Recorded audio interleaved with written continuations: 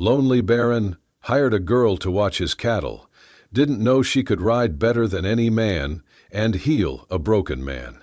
Texas Panhandle, spring 1873. The wind rolled low over the grassland, sweeping dust and silence across the endless plains.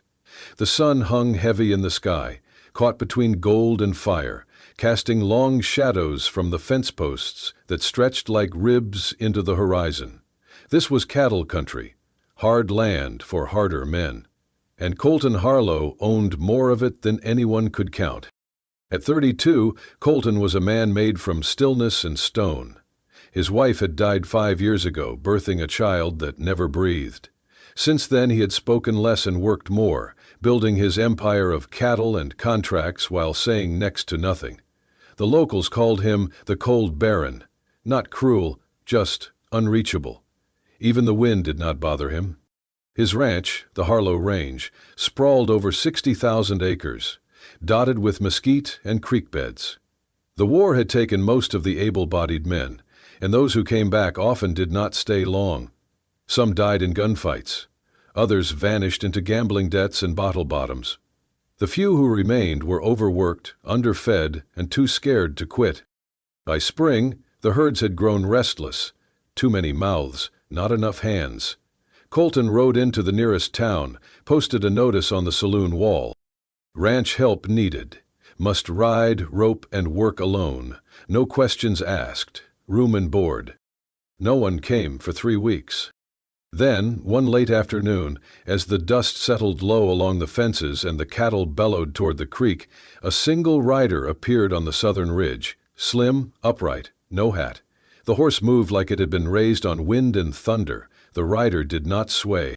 Colton watched from the porch. He narrowed his eyes beneath the brim of his hat. The rider approached the front gate without hesitation. A woman, young, dust-covered. She swung off the saddle with a fluid motion and pushed open the gate like she had every right. "My name's June Haines," she said. "I saw your notice." Her voice was low, steady, with no trace of doubt. Colton studied her. "I am not hiring maids," he said flatly. "I am not one," she replied. "My father was Will Haines. He worked for you before he got shot guarding your herd outside Clay River. I ride, I rope, and I do not spook easy." Colton stared at her. He remembered Will, quiet man, good with his hands, shot in the gut by rustlers who got away. Colton had paid for the box and the hole, but never met the girl. "You are his daughter?" he asked. "Yes," she said, "and I do not want charity, just work." "You got a place to stay?" "Not unless you count the trail behind me." He looked past her to the ridge. There was nothing.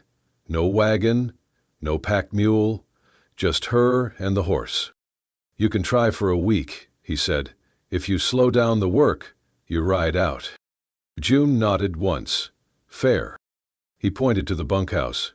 "Lodge is full. You take the shed next to the water tower. Meals at dawn and sundown." She nodded again and turned to lead her horse that way. Did not thank him, did not smile. Colton watched her go, one brow slightly raised. The other men in the yard stared, some snorting, others whispering. None of them moved to help her unload her gear. She did not ask them to. The sun dipped lower. The next morning, before light, she was already out by the corral. By noon, the men had gathered near the western slope to begin sorting the cattle for spring drive. A narrow path curved up the rise, rough and half-washed from a recent rain. One steer had broken free and was making toward the far ridge. Before any man could mount, June was already moving. Bareback. She leapt atop her horse, no saddle, only a rope for grip, and charged up the slope. The beasts below her answered the command in her knees. They flew, man and mount, over brush and stone, cutting off the steer at full gallop, turning it clean with a whistle and a flick of the reins. She brought it down the hill like it had been waiting for her all morning. The cowhands stood frozen. "Damn," one of them muttered. "She rides better than any man here." From the porch, Colton watched without expression, but his hand, resting on the arm of the chair, had curled slightly tighter. And for the first time in years, his eyes followed someone instead of turning away. The shed next to the water tower had no windows and a door that creaked like an old prayer. But June never asked for more. She swept it clean, laid her blanket down over a bale of straw, and hung her saddlebag on a bent nail in the wall. No fuss, no complaint. She ate her meals in silence, rose before dawn, and kept to herself. In a place full of men who shouted to prove they mattered, her quiet was a kind of defiance. She did not waste time. On the second day, she approached the corral where the worst of the ranch horses, a broad-chested bay named Devil's Echo, had earned a reputation for breaking more bones than boards. No one rode him, not after the last hand walked with a limp he would never shake. June stood at the edge of the corral, eyes steady. Then, without asking, she climbed the fence, dropped into the dust, and faced the beast. The horse snorted, pawed the dirt. Colton watched from the barn door, arms crossed.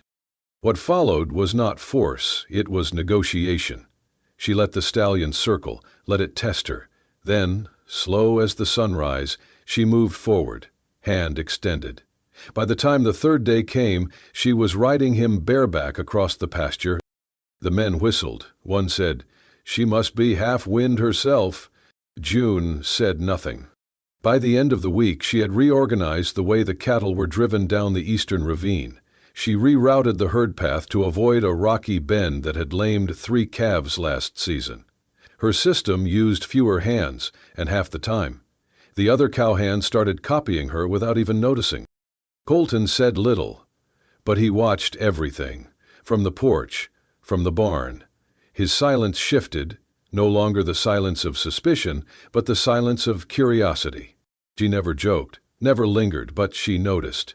She noticed when the cook left his apron dirty and cleaned it without a word. She noticed when the youngest hand cried out from a snakebite dream and left a bottle of lavender water by his cot. At dinner she sat near the end of the long table. She never asked for seconds, never interrupted. But her eyes scanned each man, measuring, understanding, always aware. Colton caught those eyes once, across the table. They met for half a second. She nodded, slow and sure. He nodded back. Then came the accident. It was late afternoon, sun dipping low, shadows growing longer. The cattle were being corralled after a long day on the range. One of the older hands, Elias, a man who had worked the Harlow range since Colton was a boy, was coaxing a nervous gelding into the gate. The horse reared. A hoof caught Elias hard in the side. He crumpled, blood pooling from his thigh, where a jagged rip opened like a second mouth. The yard fell into chaos. Men shouted, someone ran for water. Colton rushed forward, panic flashing in his normally unreadable face. But June was already there. She dropped to her knees beside Elias, tore open the fabric and pressed her hand firm against the wound. "Get me thread. And a fire poker. Now." The cook hesitated. She snapped, "Now!" Colton blinked, stepped back, then ran. Within minutes she had sewn the wound shut with a surgeon's hand. Her fingers never trembled. When she pressed the hot metal to cauterize the worst of it, Elias passed out. June held his hand the whole time. By nightfall, Elias was resting, feverish but alive. Colton stood at the doorway, watching her mop the sweat from the old man's brow. "You done this before?" he asked, voice low. June did not look at him. "My mother was a midwife. I learned watching her bleed men back to life." He did not answer. But something passed between them then. Recognition, maybe, or memory. Because years ago, Colton had watched another woman, his wife, do the same. Steady hands, fierce mercy, the kind of strength that did not need volume. That night, Colton walked back to the house slower than usual, like something inside him had been turned, just slightly, toward warmth. Days passed like dust over the prairie, slow, quiet, but always moving. June did not speak much, but her presence made itself known in ways words could not match. After dinner, while the other hands scattered for cards and pipe smoke, June stayed behind to clean. She folded the oilcloth table cover with careful precision, smoothing each edge before placing it into the crate beside the basin. No one asked her to, no one thanked her, but she did it every night. One evening, as Colton stood from the table, his old handkerchief slipped from his coat pocket. He did not notice. But June did. She picked it up, cotton, faded blue embroidery at the corner, and tucked it into her apron. Later, when the others had gone to sleep, she soaked it gently in warm water, scrubbed it with salt and lye, then hung it by her lantern to dry. The next day, it reappeared on the porch railing, neatly folded, not a word spoken. Colton paused when he saw it. He looked around. No one in sight. He picked it up, held it to his chest for a long moment, and then slipped it back into his coat. That night he dreamed of his wife, the way she used to fold napkins into birds, the way she never filled silence with noise, only presence. He woke before dawn with a lump in his throat and a strange ache beneath his ribs. June kept working. When the post office sent a letter marked urgent, Colton stared at it without moving. It was addressed from Austin, lawyers, likely. He hated lawyers. June said, "I can write it back if you like. They will want a response." "It is 20 miles and storm clouds are coming," he replied. "I have ridden worse." He nodded once. She left before sunrise and returned after dark, hair soaked, coat stiff with hail. She handed him the reply, dry inside her saddlebag. He said nothing. She did not expect him to. Later, Colton found her drying her boots near the stove. He noticed a long red welt down her forearm, an ice burn from the storm, but she hid it under her sleeve when she saw him look. He wanted to say something. Instead, he brought her a bowl of stew, set it in front of her, and walked away. That night, thunder rolled heavy across the land. The shutters clattered. The wind shrieked down the chimney. Most of the hands were already in bed, snoring or muttering through dreams. Colton sat on the porch, legs stretched, hat low over his face, the remnants of a bottle beside him. He had not drunk much, but the wind made the house feel tight. Out here he could breathe. He drifted off. When he stirred, it was still dark, but the wind had softened. A blanket rested over his shoulders, warm, freshly pulled from the bunkhouse. He blinked toward the door, and there, just disappearing into the dark, he caught the edge of a braid. Tung. She had not said his name. She never did. And yet, somehow, she always knew when to step closer and when to step back. 2 nights later, Colton waited until the bunkhouse emptied. He walked to the shed where June stayed, holding a small box of tools. The door creaked as he opened it. The latch on her door had been broken for weeks. He had seen her wedge a piece of wood each night to hold it shut. She never complained, never asked for help. He knelt and replaced the knob with a new one, oiled, smooth, working. He sanded the edges so they would not catch, and tested it twice to make sure it latched clean. He left before she returned. The next evening she entered the shed and paused. Her eyes fell to the doorknob. She reached out, slowly, turned it once. It clicked shut with a soft, perfect sound. June stood there for a long time, hand on the metal, heart catching in her chest. She did not speak of it. But the next morning, when she handed Colton his coffee, she let her fingers rest an extra second against his. Just one. He noticed. Neither of them smiled. But something, somewhere, began to thaw. The rain that spring had been sparse, and the grass on the western edge of the pasture was beginning to yellow. Colton stood with his hands on his hips, surveying the brittle ground. June came up beside him, wiping her hands on her trousers, eyes squinting into the wind. "Do you ever thought of cutting a new water line from the North Spring?" she asked. He turned to her. "That creek's 1/2 mile uphill. But it's higher than this field. If you dig a shallow trench and let it flow natural, gravity'll do the work. It would feed the root beds faster, and we would not lose any calves when summer heat hits." He studied her face. She was not guessing, she knew. "You draw it out," he said. "We'll ride it." Muhammadhed, Hatemla. The next morning she handed him a map, hand-sketched, detailed, smart. He blinked at it once before folding it into his pocket. They saddled up and rode north.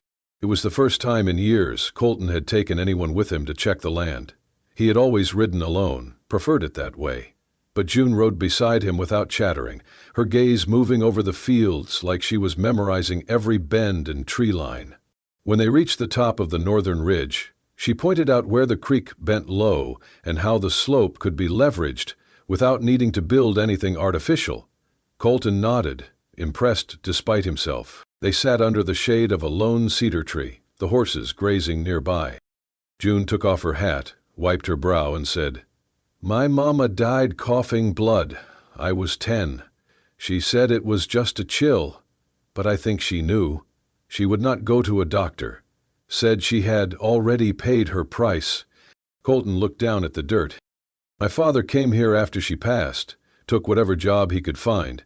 He liked this place, said the sky looked honest here, said Mr. Harlow paid fair." He said nothing, but the name hit him hard. "My father died for your herd," she continued. "Some people would be bitter about that. I am not. I think he died doing what he believed in." Colton swallowed. He was a good man. Silence stretched between them. Then, softly, Colton said, "My wife died in that house. Giving birth. The baby came too early. I was in the barn when it happened. By the time I got inside, it was over. Both of them. Just gone." June turned her face toward him. "She wanted to plant lavender by the window," he added, voice quiet. "Said it would keep the nightmares out. I never got around to it." The sun dipped lower, bleeding color across the prairie. They sat in stillness. Then June reached out and laid her hand flat against his chest, just over his heart. "Nothing ever dies," she whispered. "Not if someone remembers." Colton looked at her, really looked. Not as a worker, not as a girl passing through, but as someone who had been carved by loss the way he had, and still chose to stay open. For the first time, the idea of her staying did not feel like a disruption. It felt like healing. The moon hung thin and high over the prairie the night they came. No warning, no signs. Just a flicker of movement at the edge of the fence line, and then the crack of fire. The first explosion jolted the bunkhouse awake. Flames roared through the eastern barrier, licking high into the sky as dry wood caught fast. The cattle screamed, their hooves churning up dust and panic. Gunshots cracked in the distance, wild, unfocused, meant to scatter and terrify. Colton burst through the main house door, rifle in hand. He shouted orders to the hands who stumbled into the yard, still pulling on boots and belts. "They're here for the herd," someone yelled. "From the ridge." Colton scanned the chaos. Shadows moved in the dark, 6, maybe 8 riders, masked, guns raised. They were driving the cattle toward the low ravine, hoping to force a stampede south, out of the Harlow range. He fired once, dropping a horse. The rider tumbled, but another replaced him immediately. "We do not have the numbers," one hand gasped. "We cannot hold them at the line." Colton gritted his teeth. The herd was already pushing, eyes wide with terror, ready to break and run. Then June appeared. She rode in from the side, hair unbound, eyes blazing. The bay stallion Devil's Echo snorted beneath her, reins loose, muscles quivering like thunder waiting to strike. "You said that ravine opens west," she shouted to Colton. "There is a choke between 2 rocks, narrow as a fence gate." Colton nodded once. "It leads to the canyon bend." "Good," she said. "I will take them through it." He stared at her, stunned. "You will be riding blind in a dust storm."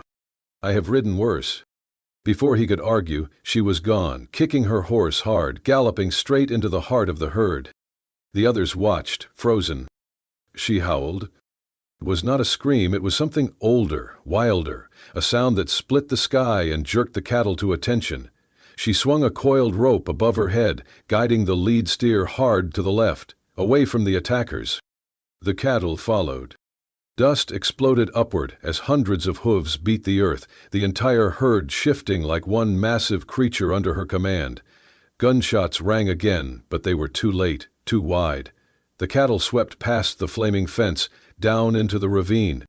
Colton raised his rifle and covered her flank, shooting once, then twice, picking off the last of the riders who tried to pursue. In the smoke and haze, he caught a glimpse of her, standing in the stirrups, wind in her face, driving that terrified mass through the chokehold of stone like she was born for it. The rest of the men scrambled to follow the herd's path, leaving only Colton standing alone in the ruined yard. The fire still burned at the east line. Ash floated in the air like black snow. The gate hung twisted, half torn from its hinges, but the cattle were safe. She had saved them. He lowered his rifle. For years, Colton had believed the land would take everything from him. It had taken his father, his brothers, his wife. He thought love made men weak, and weakness got men killed. But as he watched the dust rise beyond the canyon and imagined her silhouette against the firelight, fearless, defiant, alive, he felt something crack deep inside his chest. It was not fear. It was awe, and something close to hope. The attack left scars, but it also left whispers. In the days that followed, the herd settled, the fires were put out, and the hands returned to their work. But in town, tongues wagged with a vengeance. They called her the girl who rode thunder. Some meant it with awe, others with suspicion. In the saloon, over whiskey and half-truths, the story twisted. The cold baron took in a young cowgirl. He lets her sleep in the old shed, but whose bed is she really in? She rides his horse, runs his land. Next thing she will run him too. June never went to town. She felt the eyes from a distance. But Colton heard the words himself when he rode in for supplies. A pair of old ranchers leaned near the feed store, voices low but not quiet enough. Man loses a wife, that's one thing, but you see the way he looks at that girl? Looks? Hell, she is probably running that ranch. Harlow is soft now, needs a woman to fix his fences. Colton walked past them without a word, but his jaw tightened. Things worsened when a man named Levi Rusk rode in, a cousin on Colton's mother's side, long estranged, slick hair and sharper tongue. He brought with him papers, land claims, and a smile full of teeth. "You are slipping, Colton," Levi said in the parlor, hat still on. "Letting gossip run your legacy into the dirt. Best clean house while you still got one. The girl, what's her name, June? Let her go. You do not want your name tied to hers. Or your land." Colton said nothing. Levi smirked. "Your father would not have stood for it." Colton rose slowly. "My father died poor. I built this ranch." Levi tapped the deed papers on the table. "So, keep it, but clean the stain." That night, Colton did not sleep. He sat by the window, watching the fields. June moved across them, even in the dark, checking the troughs, brushing the horses, a lantern in her hand.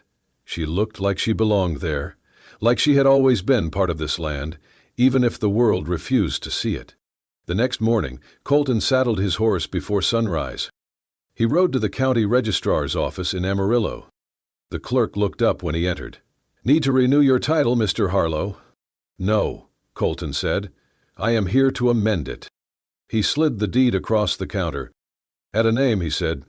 "June Haynes, full rights, co-manager of all active operations." The clerk blinked. "You sure about that?" "I would not be here if I wasn't." He signed it in ink, hands steady. 2 days later, June found the entry herself. She had gone into the office to pick up shipment receipts. The ledger sat open on the desk, and her eyes caught her own name, spelled clearly beneath Colton's. She stared at it for a long time, the rest of the room fading. That evening she waited on the porch until he came in from the southern field. Her hands trembled, but she did not hide them. "Why did you do it?" she asked, voice barely a whisper. Colton set down his gloves, looked at her fully. "Because," he said slowly, "I have never wanted anyone to stay before. Not until you." She opened her mouth, closed it, then stepped forward. She did not cry, but something in her face cracked wide open. He reached out, took her hand in his, and held it like it was the only thing in the world that mattered. And in that moment, maybe it was. The morning came, soft and pale, the sky just beginning to blush with light, as though the sun itself were shy to rise on something so sacred. There were no ribbons strung across gates, no white chairs in rows, no music drifting through tall chapel windows. Just a hush, a sacred, reverent stillness broken only by the low hum of bees waking among the wildflowers that had begun to bloom along the edge of the southern pasture. It smelled of earth and lavender, of promise stitched into soil. June wore no white. She stood barefoot in the dew-damp grass, her toes curled slightly in the cold, wearing an old, faded dress that had once belonged to her mother. It was sky pure, with threadbare hems and a patch just above the knee, repaired long ago with stitches more practical than pretty. In her hand, folded neatly, was a handkerchief with initials stitched in crooked red thread. W.H., her father's. She had kept it close through years of drifting and labor, a relic of where she came from and what she had survived. Colton stood beside her, solemn and steady. He wore the cleanest shirt he owned, white with faint blue stripes, sleeves rolled to his forearms. His hair had been combed, but the wind had already undone most of the effort. There was no boutonniere, no silver tie, no polished boots or family heirloom cufflinks. Just the man, as he was, weathered, lean, silent, and somehow more whole than he had ever been. Behind them stood the old well, dry for nearly a decade, its stone rim wrapped in moss and memory. Once Colton's late wife had dreamed of turning it into a flower bed, but it had remained untouched. He had never brought himself to change it, but now, standing there with June beside him, it no longer felt like a monument to grief. It felt like something dormant, patiently waiting to bloom again. The preacher who stood before them was a retired circuit rider, his back bent from years on horseback, and his voice gravelly with dust and time. His Bible was worn soft at the edges, pages yellowed like prairie straw. "We gather not in grandeur," he said, lifting his eyes to the pale sky, "but in grace. Two souls, carved by loss, choosing each other in a world that never promised second chances." There were no crowds, no pews of polished faces. The only witnesses were a mutt that barked once and wagged his tail the rest of the time, and a small knot of neighbor children who had climbed up the outer fence, wide-eyed and barefoot, their breath held as if watching something magical unfold. June smiled at them. Colton remained still when the preacher asked if he had anything to say. He simply reached into the inside pocket of his vest and drew out a small object wrapped in cloth. Unfolding it carefully, he revealed a ring, not gold, not silver, but iron, dark and dulled, its shape slightly imperfect. "I made it," he said, voice quiet as the wind. "From a horseshoe. Bent it myself over the forge." He paused. "Because nothing bent by pressure is ever quite the same again. But sometimes it holds better than it used to." June's breath caught as she took the ring with trembling fingers, her hand already extended before he even offered it. She slid it onto her own finger, no hesitation, no fanfare. It fit. Just right. When it was her turn, she looked straight at him, eyes clear and unflinching. "I came here with nothing," she said, voice catching slightly. "But I found everything." The preacher smiled, nodding once as he closed the Bible gently. "Then by earth and by sky," he said, "you are what this land needed, husband and wife." The mutt barked again, louder this time. One of the children behind the fence clapped before catching herself and tucking her hand shyly behind her back. Colton turned to June. She looked at him, really looked. And in that moment, she did not see the legend, the landowner, or the widower. She saw the man who had quietly mended her door, who rode through smoke to cover her flank, who added her name in ink where it mattered most. He reached for her hand. Their fingers laced easily, like they had done it 100 times before, and together they walked back toward the ranch house, not to music, not to cheers or ryes or ribbons, but to the soft hush of prairie grass beneath their feet and the wind blowing warm for once, carrying with it a promise neither had expected but both now carried home. The seasons turned, and with them the land did too. 1 year later, The Harlow Ranch was no longer the silent stretch of dust it had once been. The cattle were strong and glossy, the fields greener than anyone remembered. The western slope, where once only thorns grew, now bloomed with clover and prairie aster. Children's laughter echoed from the round pen where June taught riding lessons on Sunday afternoons. She would kneel in the dirt beside the smallest of them, showing how to tie a lead rope or stroke a skittish colt.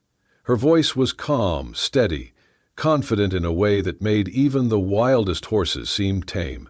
Inside the main house, things had changed too.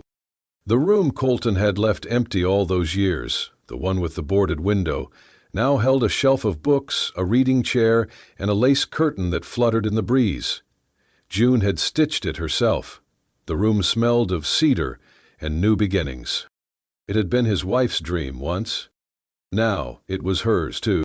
Colton still rose before dawn, still walked the perimeter of his land with quiet watchfulness, but the weight he carried no longer dragged behind him like a broken gate. It lifted in small ways. A smile as he passed, a hand fixing a fence, a word of praise offered without prompting, a hand resting briefly at the small of June's back as she passed him with a bucket of feed.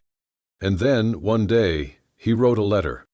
He had not done that in years, not since the last one, to a lawyer, to a cemetery, to a God he did not speak to anymore. But this letter was different. To whoever finds this, my name is Colton Harlow. I once believed this land had taken everything from me, my family, my voice, my reason to build anything but fences. But a girl came riding across my fields one day, a girl with fire in her step and her father's ghost in her spine. She asked for work. What she gave me was breath, and breath turned to hope. I did not think I could be loved again. But she proved love does not wait for permission. It simply shows up and stays, like wind, like rain after a hard drought. Her name is June Haynes, and I owe her not just the land, I owe her my life. C.H. He folded it, sealed it, and placed it on the bookshelf beside the old tin box where he kept his wife's letters. He did not burn them. He never would. But now there was room for another name beside his own. That evening, as dusk fell in long golden streaks across the field, Colton stepped onto the porch. He held something in his hand, a handkerchief, crisp and new. Stitched into one corner were the initials C.H. And right beside them, in finer thread, smaller but no less permanent, J.H. He looked up. Across the open pasture, June rode bareback on Devil's Echo, hair streaming behind her, laughter on her lips. She rode like the wind had chosen her, free, fierce, and utterly unafraid. Colton did not wave. He only stood there, handkerchief clutched tight, heart thudding in his chest like it had rediscovered a rhythm long forgotten. And for the first time in a long, long time, he breathed. If this story stirred something in you, if you felt the dust, the silence, the firelight flicker between two broken hearts who dared to love again, then saddle up and stay with us. This is just one of many Wild West love stories we bring to life. Tales of resilience, romance, and redemption set against the untamed beauty of the American frontier. Subscribe to Wild West Love Stories for more unforgettable journeys, where love rides hard, stays true, and always finds a way home. Until next time, partner, ride safe, love deep, and never forget, even in the loneliest land, love can bloom like wildflowers in the dust.